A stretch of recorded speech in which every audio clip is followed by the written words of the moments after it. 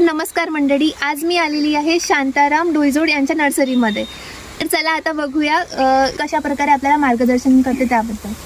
नमस्कार, माझं नाव शांताराम डोईजोड. आम्ही राहणार सिंधुजना घाट. आमच्याकडं सरकार मान्य लायसन आहे, NHB आणि महाराष्ट्र शासनाचं सुद्धा लायसन आमच्याकडे उपलब्ध आहे. तर हे रोप कसले आहेत? हे रोप म्हणजे एलिमो जातीचे आम्ही खुंटवृक्ष तयार करत आहोत. इकडे एलिमोचे आहे, तिकडे पुढे तुम्हाला बघतात रंगपूर जातीचे सुद्धा खुंटवृक्ष आमचे तयार करणं सुरू आहे. हे 9 महिने आम्हाला तयार करावे लागतात.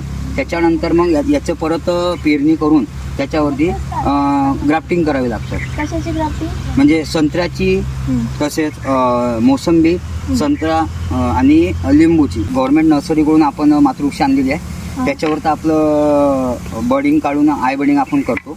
त्याच्यानंतर मोसंबी आपल्याजवळ 2 प्रकारची मोसंबी मिळते, न्यू शेलर मोसंबी तसेच काटोल गोल्ड मोसंबी आपण बनवून देतो.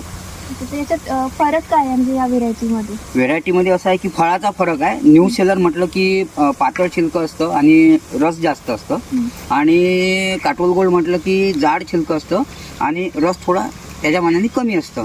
डिमांड न्यू शेलर मोसंबीची मार्केटमध्ये जास्त आहे. आमच्याकडं तुम्हाला जंबेरी तसेच रंगपूर तसेच एलिमो जातीवरील खुंट, याच्यावरती संत्रा, मोसंबी आणि लिंबूचे उत्तम प्रकारची झाडं मिळतील.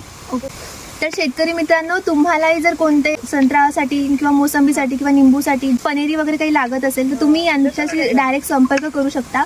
मी तुम्हाला स्क्रीनवर यांचा नंबर, कॉन्टॅक्ट आणि ॲड्रेस पण प्रोव्हाइड करते.